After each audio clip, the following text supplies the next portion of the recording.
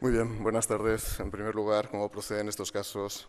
dar la enhorabuena y felicitar a los organizadores y, por supuesto, a todos ustedes por estar aquí durante estas horas, en estos 2 días, que yo creo que son sumamente productivos y, sin duda, van a acarrear consecuencias importantes de cara a sus proyectos profesionales y de cara a su propia carrera profesional, ¿no? Bien, en mi caso me corresponde hablar de lo que es el desarrollo logístico en la etapa en lo que es el ámbito del Ministerio de Fomento, en el ámbito de las infraestructuras públicas. Y en primer lugar, como no puede ser de otra manera, tenemos que empezar a decir que lo que es el desarrollo logístico en infraestructuras constituye, yo creo, uno de los ejes más importantes del sistema productivo español.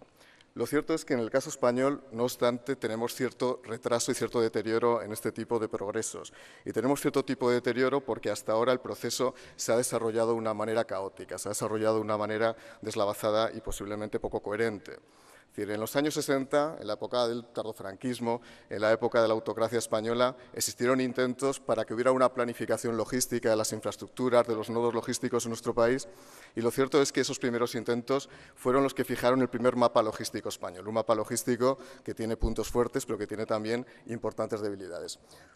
Un modelo basado en el estatismo y en el estatalismo, es decir, un modelo que venía directamente del intervencionismo, es decir, era lo que había, era directamente el poder político constituido quien determinaba dónde se tenían que establecer los nodos logísticos, cuáles eran las infraestructuras básicas, cuál era el modelo de interconexión entre cada uno de los nodos y de los centros y de los operadores, y lamentablemente a lo largo de los siguientes años este proceso ha quedado probablemente enquistado y no ha sufrido el desarrollo que debería sufrir o que ha sufrido, ha experimentado en otros países. No obstante, en el ámbito de la Comisión Europea ya se han producido importantes avances. Creo recordar en este ámbito que en el octubre del año 2007 se aprueba por parte de la Comisión Europea un primer plan de estrategia de futuro de lo que constituye el desarrollo de los servicios logísticos en toda Europa, que lo que trataba precisamente era de crear la estructura sólida, una estructura consolidada para fijar un mapa europeo que pudiera garantizar la conectividad del transporte de mercancías y, sobre todo, para desarrollar un sistema completo, integrado y cabal donde pudiera ser posible el almacenamiento y la distribución de los diferentes bienes y servicios.